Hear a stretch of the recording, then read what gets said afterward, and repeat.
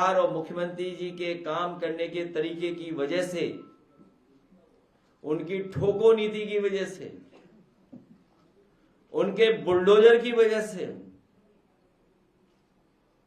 और उनके ये कहने के हड्डी पीस देंगे, पीस पीस कर देंगे, पता नहीं क्या स्टेटमेंट था उनका, उसकी वजह से बनारस में भी एक हत्या हो गई। गाड़ी से टकराने के बाद गांव के लोगों ने या आपस में जो झगड़ा जो भी हुआ हो, उसकी भी जान चली गई, मनीष की जान चली गई।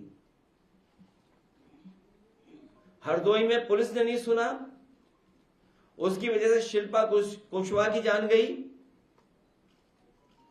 और यहां पर मुख्यमंत्री जी का जो सरकार का काम करने का तरीका है कि न्याय अपने हाथ में ले लो, हरदोई में भी उसी की वजह से जान गई है।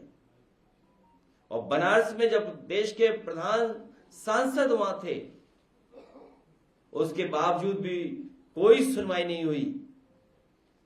ये जो घटनाएं हो रही हैं, लोग कानून अपने हाथ में ले रहे हैं, न्याय के लिए निकल पड़ रहे हैं, किसी की भी जान ले रहे हैं।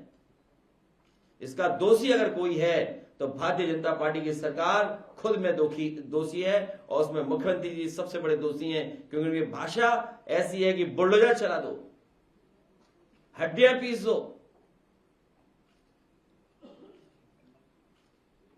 और जो भाषा बोलते हैं मैं नहीं बोल सकता हूं। और ज्ञान के बारे में क्या बताएं उनके, तुम मुझे खून दो मैं तुम्हें आजादी दूंगा। बिजली बनाई नहीं, ये जो स्मार्ट मीटर लेकर के आए हैं अपने लोगों को लाभ पहुंचाने के लिए, कि महिलाएं निकल पड़ी हैं, मीटरों को फेंक दिया है। कोई अगर ये कर रहा है तो वो भारतीय जनता पार्टी, उनकी सरकार जनता की जेब से पैसा निकाल करके, गरीबों के पैसे निकाल करके अमीरों की जेब भर रहे हैं। और पहले ही कहा था कि महंगाई का वो स्टडी कर रहे हैं, उनके बड़े बड़े इकोनॉमिस्ट जो कभी साइंटिस्ट भी हैं उनके साथ, उन साइंटिस्ट लोगों ने कभी दूध पिलवा दिया था मूर्तियों को। भगवान गणेश जी को दूध पिलवा दिया था। बाद में कई अखबारों में निकला कि वो सरफेस टेंशन एक है थ्योरी, जिस तरह की हमारी डिब्बी जलती है, उसी की वजह से वो प्रोसेस हो रही थी। हमारे मुख्यमंत्री जी की जो भाषा है वो अपनी एनर्जी भाषा में निकालते हैं, लोगों को अपमानित कर करके। सदन में बताइए क्या कह रहे थे, क्या भाषा थी उनकी। और कुछ लोग तो बीजेपी के गुलाम हो गए हैं, जैसा बीजेपी कहती है वैसा ही करते हैं। कभी कभी ये भूल जाते हैं वो बीजेपी के लिए लिख रहे हैं कि आजादी की लड़ाई में ये लोग अंडरग्राउंड रह करके खुफिया बने हुए अंग्रेजों से मिले रहे।